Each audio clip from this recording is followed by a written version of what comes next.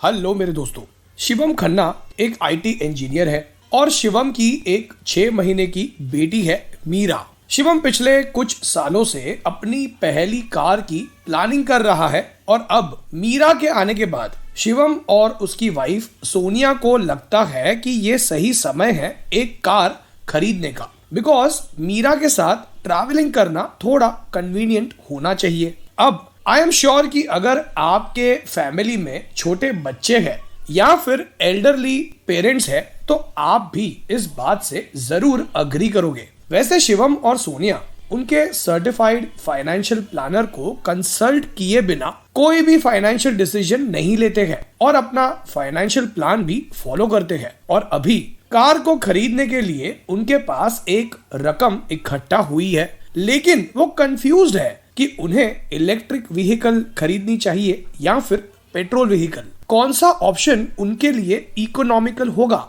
चलिए तो इस वीडियो से इस कंफ्यूजन को दूर करने की कोशिश करते हैं। और अगर आप भी किसी ऐसे ही कंफ्यूजन में है तो आई एम श्योर कि आपको भी इस वीडियो को एंड तक देखने से काफी क्लैरिटी मिल ही जाएगी।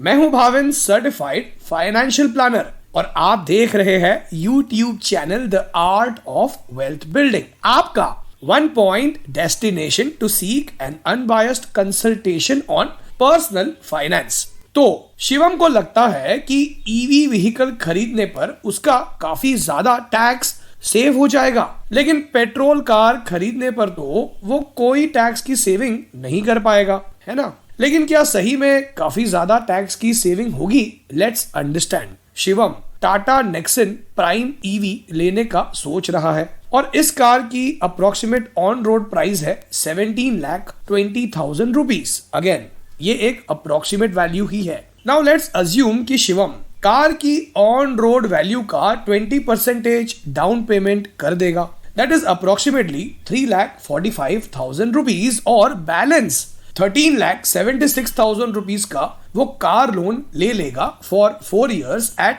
9%। तो उसकी मंथली EMI बनती है अराउंड 34,250 रुपीज, और इन 48 मंथ्स में वो बैंक वालों को टोटल 16,44,000 रुपीज पे करेगा। यानी इन 4 सालों में उसने बैंक को करीब 2,68,000 रुपीज का इंटरेस्ट पे किया, विच मीन्स कि ईयरली उसने अराउंड 67,000 रुपीज का इंटरेस्ट पे किया। और अब सेक्शन 80 EEB के अनुसार शिवम 1.5 लाख रुपए तक का interest payment as a tax benefit claim कर सकता है, लेकिन यहाँ शिवम ने बैंक को 67,000 रुपीज का इंटरेस्ट पे किया है, विच मीन्स कि अगर शिवम 30% टैक्स ब्रैकेट में भी आता है तो उसका एक्चुअल टैक्स 67,000 का 30% यानी 20,000 रुपीज ही सेव हो रहा है पर ईयर। और इन 4 सालों में वो मैक्सिमम 20,000 इंटू 4 years 80,000 रुपीज का टैक्स ही सेव कर पाएगा।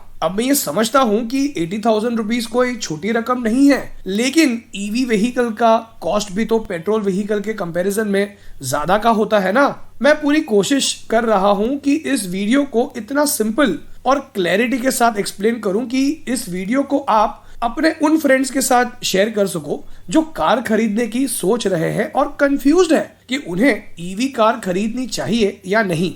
अब शिवम के पास 2 ऑप्शंस अवेलेबल है, Tata Nexon petrol and Tata Nexon prime EV. अब पेट्रोल वेरिएंट की अप्रोक्सीमेट एक्स शोरूम प्राइस है 10 lakh rupees, plus registration and insurance charges comes up to around 1,28,000 rupees. So the total on-road cost for the petrol variant is around 11,28,000 rupees. अब ये तो हुई petrol variant की बात। चलिए तो अब समझते हैं ईवी वेरिएंट का ऑन रोड प्राइस। इस वेरिएंट का एक्स शोरूम कॉस्ट है अप्रोक्सीमेटली 16,30,000 रुपीज और रजिस्ट्रेशन एंड इंश्योरेंस कॉस्ट है around 90,000 rupees. So the total on-road cost for the EV car is around 17,20,000 rupees. यानी EV कार पेट्रोल कार के comparison में almost 6 lakh rupees से महंगी है। चलिए तो अब पेट्रोल कार और EV कार के कॉस्ट ऑफ रनिंग की बात करते हैं। तो यहाँ पर हम अज्यूम करते हैं कि शिवम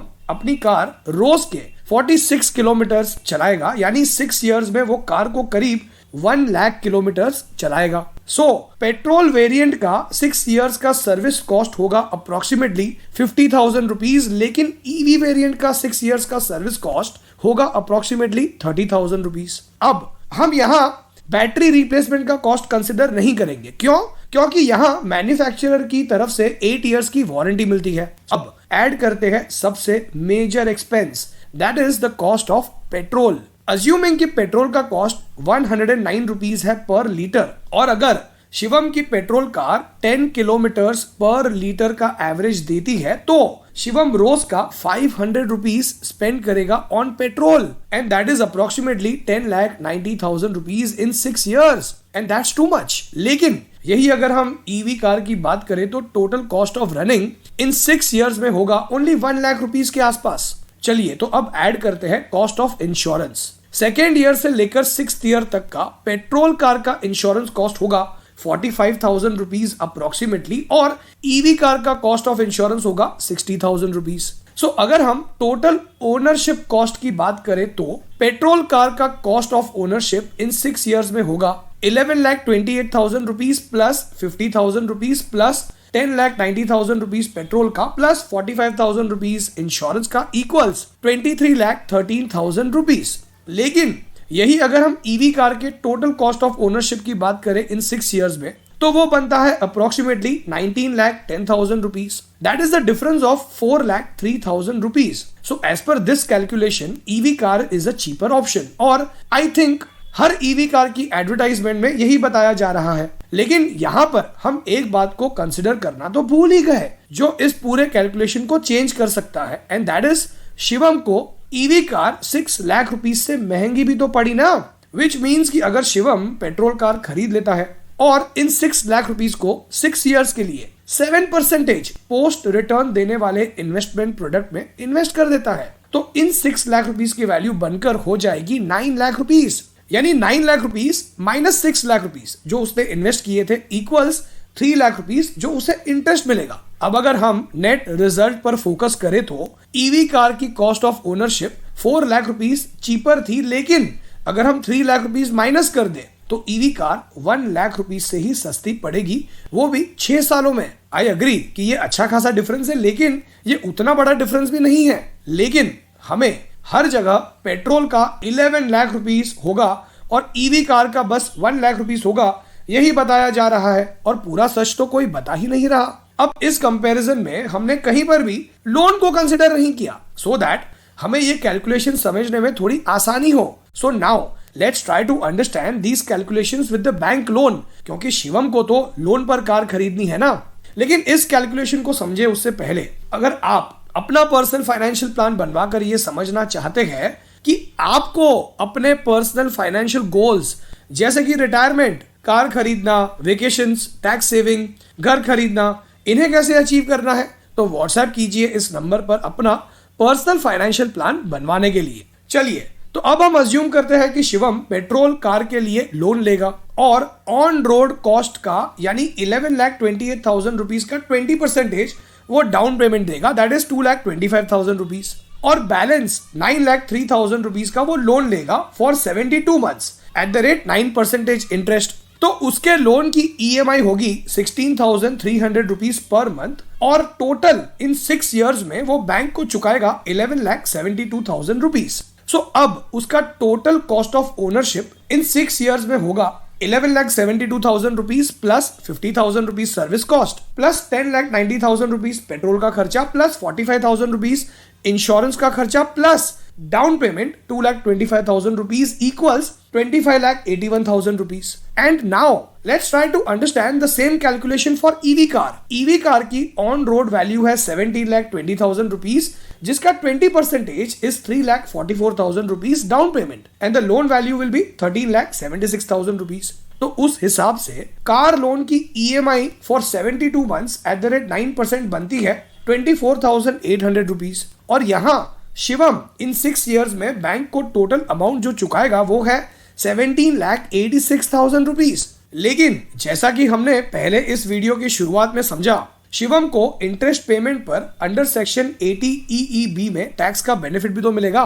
शिवम ने बैंक को इन 6 years में 4,10,000 रुपीज का इंटरेस्ट पे किया, विच मीन्स कि एवरी ईयर 4,10,000 डिवाइड बाय 6, 68,300 का इंटरेस्ट पे किया और इस अमाउंट का 30% 20,500 रुपीज पर ईयर के टैक्स की सेविंग होगी। और इन 6 years में वो टोटल 20,500 इंटू 6 इक्वल्स 1,23,000 रुपीज के टैक्स की सेविंग कर पाएगा। सो now let's understand the total ownership cost of EV car. 17,86,000 rupees plus 30,000 rupees service cost plus 1 lakh rupees electricity charging cost, 60,000 rupees insurance cost plus 3,44,000 rupees down payment minus 1,23,000 rupees की tax की saving equals 21,97,000 rupees. अब loan लेकर भी petrol car की total cost है 25,81,000 rupees और EV car के tax की बेनिफिट और लोअर रनिंग कॉस्ट के बाद भी फाइनल कॉस्ट है ऑलमोस्ट 22 लाख रुपीज।